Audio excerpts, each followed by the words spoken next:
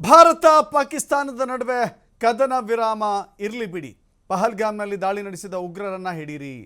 ಎಐಎಂಐನ ಮುಖ್ಯಸ್ಥ ಅಸಾಸುದ್ದೀನ್ ಓವೈಸಿ ಆಗ್ರಹ ಮಾಡಿದ್ದಾರೆ.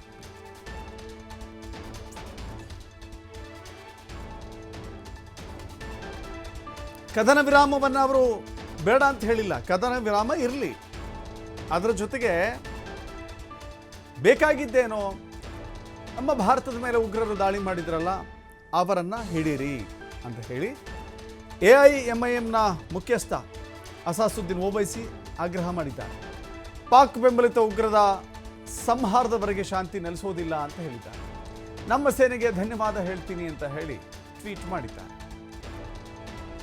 ಈ ಟ್ವೀಟ್ನಲ್ಲಿ ಭಾರತೀಯ ಸೇನೆಯ ಕಾರ್ಯಾಚರಣೆಗೆ ಮೆಚ್ಚುಗೆ ವ್ಯಕ್ತವಾಗಿದ್ದಲ್ಲದೆ ಉಗ್ರರನ್ನು ನೀವು ಬಂಧಿಸಿ ಅಂತ ಹೇಳಿದ್ದಾರೆ.